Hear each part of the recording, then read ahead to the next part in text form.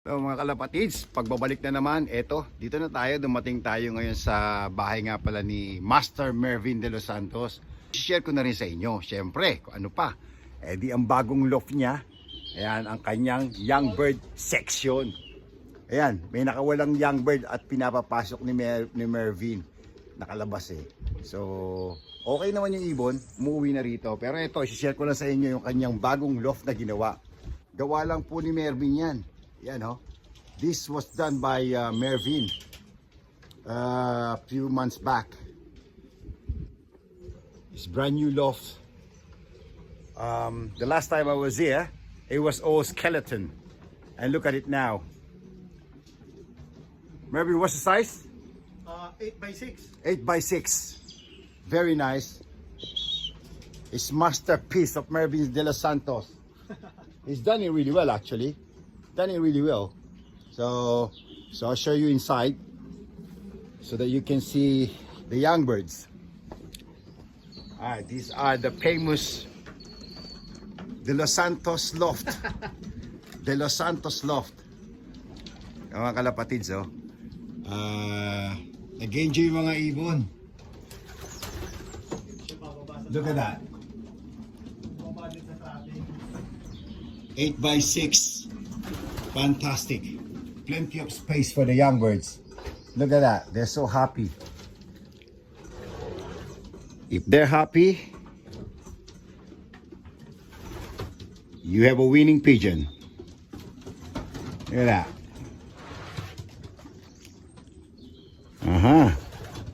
The setup is cool. Yeah. So, there you go. It's a bit messy here at the moment kasi nga daw Mervin is trying to clear up the mess down below. So he's clearing up the mess down there. Mga kalapatids, yan nga pala yung napanalunan ni anong motor sa race. Wala na. Joke lang. Wala na, hindi niya na ginagamit. O yan. Sayang nga yan. Rubbish na. Yan guys, oh. This is only, look at the space he's got. Very tiny. Not very big, but he's got the winning pigeons.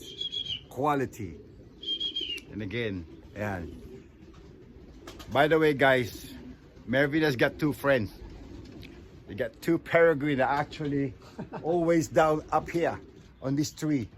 So they keep sitting there all the time. I've seen them last year when I was here last time. It's quite big though. Yeah. So look at the trap he's got. This is the landing board. Very nice. Actually, I'm really impressed. It's really cool.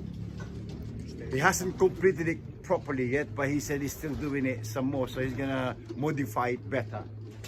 So I hope, yep, it will be ETS around here. Cool. Right.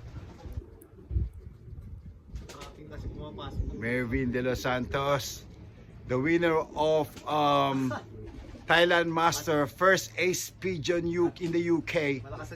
24th Open, guys. 24th Open. Oh, by the way, while we're doing this video, I want to share these viewers the parents of your pigeon in my hand. So, ayan. Titignan natin ulit yung magulang ng kanyang mga ibon. So, I'm gonna ask Mervin to grab the cock and the hen. Alright, one at a time. Alright.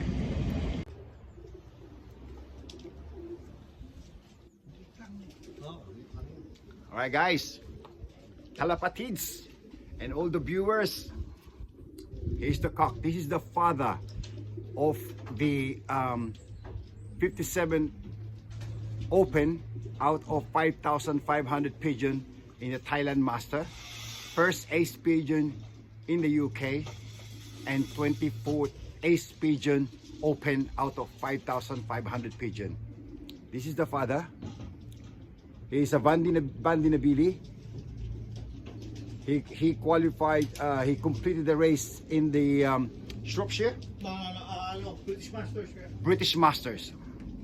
This pigeon completed the open race in the British Masters. He hasn't molted yet, so he's been breeding quite a while now. Look at the wing. There you go. Okay.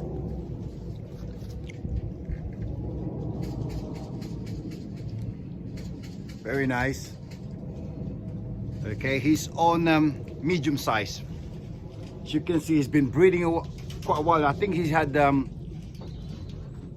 two clutch. Look at that. Muscle, solid. So the sibling of the 57 Open in Thailand Master also won 35th Open in the Moray Firth in Scotland. That's 275 miles. So Mervin's pigeon, which is the sibling of the one in Moray in the Thailand Master, actually 35th Open. Beautiful eyes.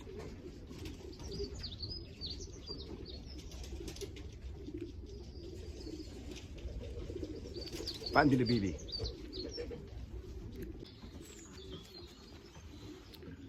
Alright guys, I'm sharing you now is the mother of the Thailand Masters 57 overall Open. There you go. This is the mother. She's actually very, very nice. The first time I handled this pigeon, I was really impressed. You know why? Look at that. She's really, really solid. Look at the muscle. Very nice hen. She's small to medium, which I really like. Okay, feather.